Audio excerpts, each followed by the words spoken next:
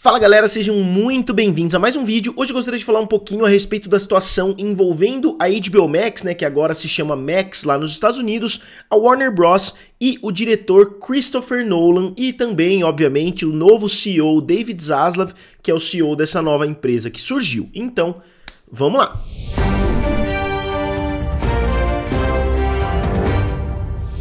Então pessoal, só explicando, eu continuo um pouco doente, mas eu não quero deixar de trazer vídeos aqui pra vocês. Então eu gostaria de abordar hoje essa situação envolvendo o Christopher Nolan, só voltando no tempo, quando ele foi lançar o filme Tenet. A Warner tomou aquela decisão através do CEO da época, que não era o David Zaslav, era o Jason Kilar. O Jason Kilar tomou a decisão de soltar todos os filmes simultaneamente na HBO Max e nas salas de cinema. Então todos os filmes teriam lançamentos simultâneos. E o Christopher Nolan e muitos outros grandes diretores ficaram bastante insatisfeitos com essa estratégia da Warner. Ele falou aquela famosa frase: eu fui dormir trabalhando para um dos melhores estúdios de Hollywood e acordei trabalhando para o pior serviço de streaming. Eu achei até meio exagerado, chamar a HBO Max do pior serviço de streaming, mas isso levou o Christopher Nolan a migrar para a Universal. Então o Christopher Nolan, que tinha feito todos os seus filmes para a Warner, seja a trilogia do Batman, seja A Origem, Interestelar e assim por diante, Dunkirk, todos os filmes dele pertenciam à Warner e ele decidiu migrar para Universal. E isso levou a Warner a ficar bastante insatisfeita com essa situação, só que agora mudou tudo dentro da Warner, O Jason Kilar saiu, a AT&T desmembrou a Warner e a Warner se fundiu com a Discovery, e agora, sob nova chefia do David Zaslav, o Christopher Nolan foi inclusive visto, almoçando ou jantando ali, eu não vi exatamente os detalhes, mas ele foi visto junto com o David Zaslav. E ao que tudo indica, saíram reportagens de pessoas com conhecimento da situação, que a Warner deu um bônus de 7 dígitos. Eu vi pessoas falando que foi de 4 milhões de dólares, um bônus extra ali pelo trabalho que ele tinha feito no filme Tenet. Lembrando que o filme Tenet não foi um sucesso de bilheteria, foi lançado no auge da pandemia. Então esse bônus foi mais uma tentativa de remediar a situação com o Christopher Nolan, que era o diretor mais bem sucedido dentro do estúdio por bastante tempo.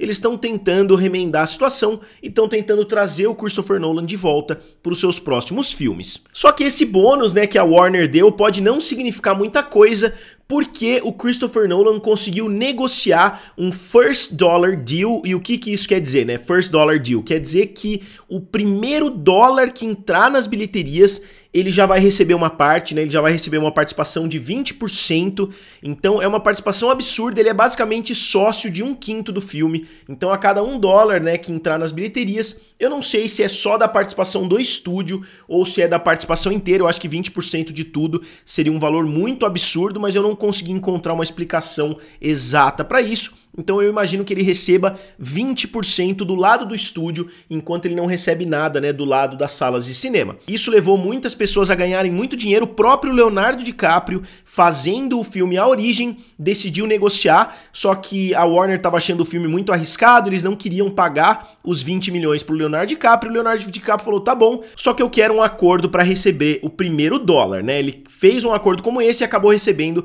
50 milhões de dólares pelo filme A Origem, ao invés de receber os 20 milhões que ele receberia normalmente. Lembrando que o filme A Origem fez mais de 800 milhões de dólares, foi um dos maiores sucessos, é um dos maiores filmes originais aí, desses últimos anos. Então ele fez uma jogada muito boa, fazendo um negócio como esse. E isso tem levado os chefões dentro da Warner a, de certa forma, virarem as costas pros streamings. O David Zaslav, sempre que ele pode, ele fala que a Warner é uma empresa primariamente de cinema, Eles não querem jogar os filmes diretamente na HBO Max. Ele cancelou todos os produtos originais, todos os filmes que estavam sendo lançados primeiramente na HBO Max. Ele cancelou lá o filme da Batgirl, cancelou uma porrada de projetos, e ele tá batendo bastante nessa tecla de que todos os filmes da Warner vão ter lançamentos cinematográficos, todos os filmes da Warner vão ter uma janela antes de chegar a HBO Max, mas tá fazendo muitas pessoas criticarem a decisão da empresa, com relação ao Max. Eu discordo um pouquinho. Eu acho que o David Zaslav é um cara inteligente, ele não tá virando as costas para os streamings. Eu acredito que ele tenha percebido que os streamings, eles podem ser o futuro, mas eles não são o único futuro, como muitas empresas estavam pensando, pô, os cinemas vão acabar, vamos começar a jogar tudo no serviço de streaming. não é o que está acontecendo, né? A gente está vendo que o negócio do serviço de streaming não é muito fácil de duplicar, né? A Netflix está conseguindo ganhar dinheiro, a Warner está conseguindo ganhar dinheiro agora porque eles tomaram várias decisões bastante radicais, inclusive essas que eu acabei de citar para vocês, cancelamento de projetos, tirando filmes do catálogo. Então, eles estão vendo que enxugar o serviço de streaming é mais interessante do que você trabalhar com o serviço de streaming como se fosse a sua fonte primária de renda. Inclusive, isso abriu os olhos, né, de outros estúdios. A própria Disney está tomando decisões mais ou menos no mesmo sentido, tirando conteúdo, tirou séries, inclusive recentes, que tinham acabado de ser lançadas. A Disney foi lá e tirou de dentro do serviço, porque eles não querem continuar pagando todos esses residuais. Então eu particularmente não vejo essas decisões da Warner e do David Zaslav como uma forma deles estarem virando as costas para os serviços de streaming, e sim, eles estão tomando as melhores decisões para a saúde financeira da empresa. O David Zaslav tomou algumas decisões questionáveis, mas eu acho que no geral ele está com uma visão correta, porque eles já viram que, como eu disse, o modelo Netflix, né, não é muito fácil de ser duplicado. Então aqui é uma reportagem da Variety, é uma reportagem muito grande, então não vou nem conseguir acompanhar ela aqui junto com vocês. Foi uma entrevista, né, do Michael De Luca e da Pam Abdy, né, como vocês podem ver aqui, né, a imagem dos dois. Os dois são os novos chefões do setor de filmes da Warner, né? Sendo que o David Zaslav é o chefão da empresa como um todo, né? Ele é o CEO. Aqui a gente tem os principais responsáveis pela parte de filmes. E os dois estão bem focados em trazer o Christopher Nolan de volta. E aqui a parte mais importante, né, pro vídeo de hoje, ó. E sim, eles querem fazer as pazes com Nolan. O mentor de Batman é talvez o diretor de maior sucesso do estúdio. E aqui, né, o Michael De Luca fala o seguinte: esperamos trazer Nolan de volta. Acho que existe um mundo. Ambos os executivos admitem que a presidente do Universal Film Entertainment, Donna Langley, é uma força a ser reconhecida, já que ela garantiu Oppenheimer após seu rompimento público com a Warner. De Luca e Abdy continuam esperançosos. Duas fontes familiarizadas com Nolan dizem que o diretor recebeu um cheque de royalty de 7 dígitos da Warner Bros. Nos últimos 8 meses. O pagamento estava vinculado ao seu filme de 2020, Tenet, lançado pelo estúdio. Uma fonte disse que De Luca, Abdy e Zaslav concordaram que ele devia o bônus de boa fé. Nenhuma condição foi anexada, de acordo com informações privilegiadas, mas o estúdio estava parcialmente motivado a reparar esse relacionamento fraturado. Em um sinal de que a cura começou, Nolan fez um trabalho de pós-produção em Oppenheimer no estúdio da Warner. Realmente é meio esquisito, né, você ver esse relacionamento que os estúdios têm nos bastidores. Existe muita rivalidade entre os fãs, mas os estúdios em si parece que são mais tranquilos. Obviamente os dois querem, né, o Nolan, mas são dois estúdios centenários, né, então existe uma política de boa vizinhança entre eles. E aqui uma reportagem do IGN falando: depois disso, Nolan escolheu a Universal para ajudar a distribuir Oppenheimer, seu próximo filme que deve chegar aos cinemas em julho. A Universal foi supostamente o único estúdio capaz de atender às exigências estritas de Nolan, incluindo um orçamento de 100 milhões, controle criativo total, 20% do primeiro dólar bruto e um período de blackout a partir do qual o estúdio não lançaria outro filme por 3 semanas, antes ou 3 semanas depois de sua liberação. Ou seja, a Universal vai deixar por um período de praticamente 2 meses o único filme dela sendo Oppenheimer. Isso é um respeito gigantesco, né, que o estúdio está tendo pelo Nolan.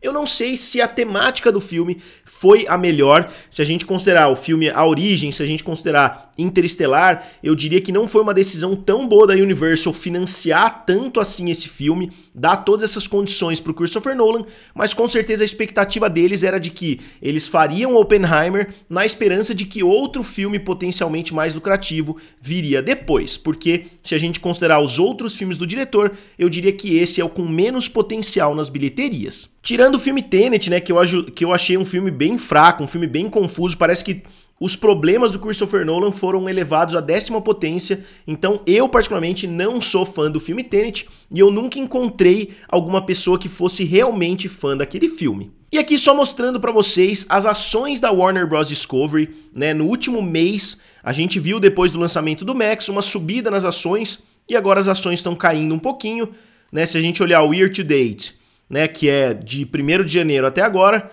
a gente vê que as ações se mantiveram basicamente estáveis, né? Subiu para 15, caiu para 12, flutuações naturais. Mas o que assusta um pouquinho é o valor de mercado de 31 bilhões, né, que não é um valor muito alto se a gente comparar com outros grandes concorrentes, né, como a Disney, que tem um valor de mercado de 167 bilhões. Isso porque a Disney perdeu muito valor de mercado, né? A Disney chegou, se a gente olhar nos últimos 5 anos, a Disney chegou a ter 189 por ação, hoje tem 91, então o valor de mercado da empresa caiu pela metade. E a mesma coisa vale para Netflix, que seria outra grande concorrente nesse mercado. A gente tem a Netflix subindo bastante nas últimas semanas, principalmente depois desses anúncios aí que aconteceram envolvendo compartilhamento de senhas, que o efeito foi completamente contrário do que muitas pessoas imaginavam.